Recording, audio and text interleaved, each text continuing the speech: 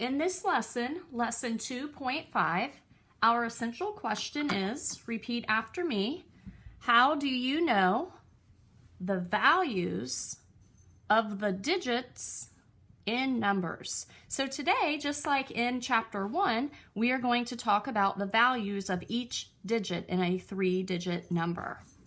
Open up your workbook to page 99. Pause the video if you need to do that.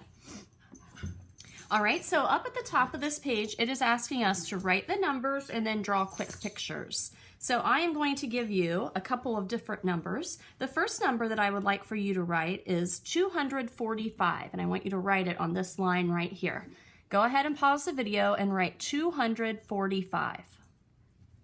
All right, if you wrote 245, you should have wrote a 2 in the hundreds place, a 4 in the tens place, and a 5 in the ones place.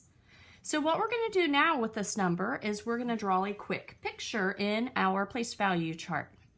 So the first digit we want to look at is the hundreds digit. So how many hundreds are there in 245?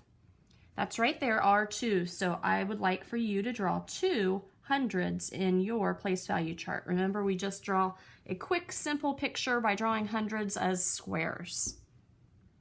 All right, next we're going to look at the tens place of 245. How many tens are there in 245? That's right, there are 4 tens. So go ahead and draw 4 tens in the tens place.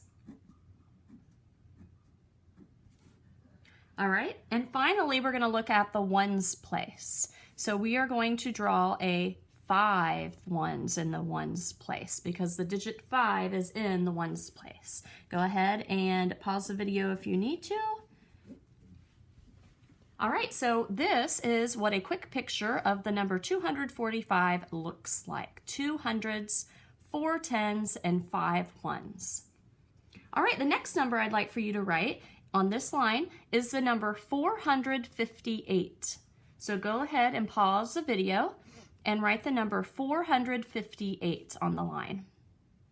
All right, so you should have wrote a 4 in the hundreds place, a 5 in the tens place, and an 8 in the ones place to make 458. So what I'd like you to do now is once again draw a quick picture in the place value chart. First, we will look at the hundreds place. How many hundreds are there in 458? That's right, there are 4. So go ahead and draw 4 hundreds in your place value chart. Go ahead and pause the video if you need to. All right, next we're going to look at the tens place. So if we look at the tens place, how many tens are there? There are 5 tens. So we're going to draw 5 tens in the tens place. And finally, we're going to look at the ones place.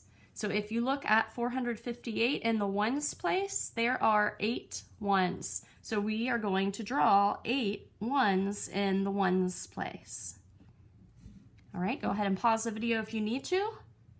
So this is what a quick picture of the number 458 looks like. 4 hundreds, 5 tens, and 8 ones.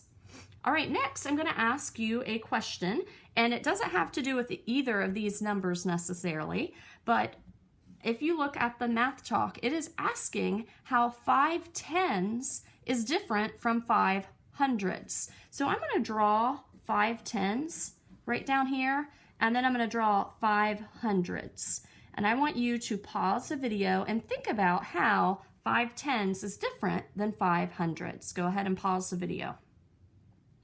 All right, so what we look at when we look at 5 tens is we look at the value of the 5 tens because both of these digits in a number would have 5, but because there are 5 tens, we know that we count tens by 10. So the value of 5 tens would be, count with me, 10, 20, 30, 40, 50.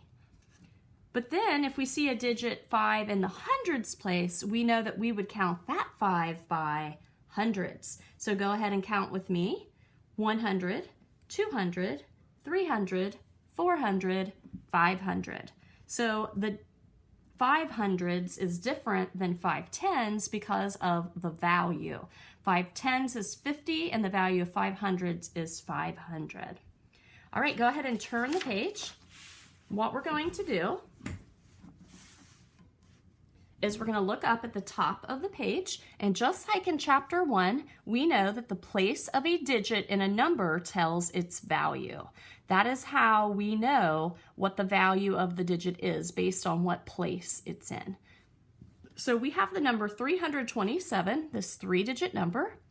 If we look at the 3, we know the 3 in 327 has a value of 300s or 300.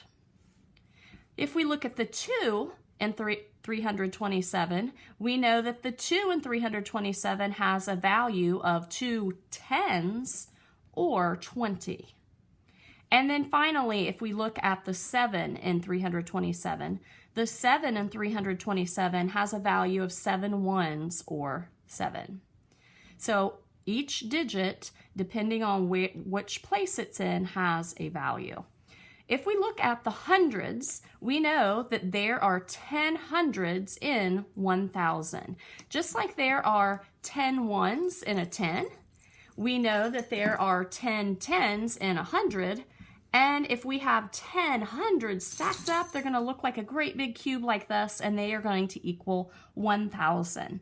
And to write 1,000, we are actually going to have a 4-digit number. So not only will we have a ones place, a tens place, and a hundreds place, but we will also now have a thousands place. So the 1 is in the thousands place, and it has a value of 1,000.